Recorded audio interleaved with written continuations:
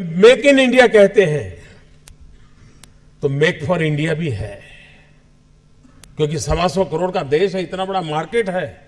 लेकिन स्टार्टअप का मतलब ये तो नहीं है कि हर किसी के पास $1 बिलियन का काम हो रहा है और 2000 लोग काम करें, जरूरी नहीं है।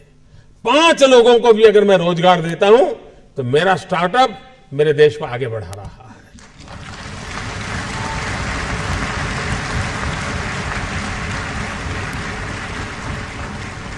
एक साइकोलॉजिकल चेंज लाना है कि यूथ के दिमाग में जॉब सीकर की मानसिकता से उसको बाहर लाना है, वो जॉब क्रिएटर बने। और एक बार उसके दिमाग में आ गया कि मुझे 2 लोगों की जिंदगी के बाद संभालना है, वो कर लेगा। ये काम आप नौजवानों के दिमाग से हो सकता है। और इसलिए मैं जब कहता हूं स्टार्टअप इंडिया, तो मैं मान के चलता हूं स्टैंड अप इंडिया। इसके लिए मुझे अलग सोच करने की जरूरत नहीं है। जिस देश के पास 800 मिलियन 35 से कम आयु के नौजवान हो, जिस देश के नौजवानों के पास टैलेंट हो, हाथ में हुनर हो, अपरंपार सपने हो और पूरी दुनिया में अवकाश ही अवकाश हो, क्या नहीं हो सकता है। मानव जात के लिए चुनौतियां आवश्यक हैं, क्योंकि सरफरे लोग तो हैं जो तबाही करने पर तुले हुए हैं।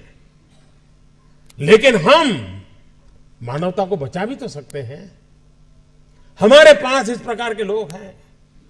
और ये भी सही है, भारत के पास मिलियंस ऑफ मिलियन प्रॉब्लम है, कोई इनकार नहीं कर सकता है।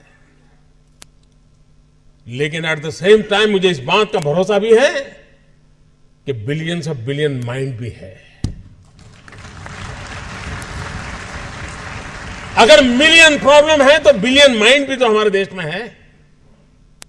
हर स्टार्टअप के पीछे कोई न कोई समस्या के समाधान का इरादा रहना चाहिए।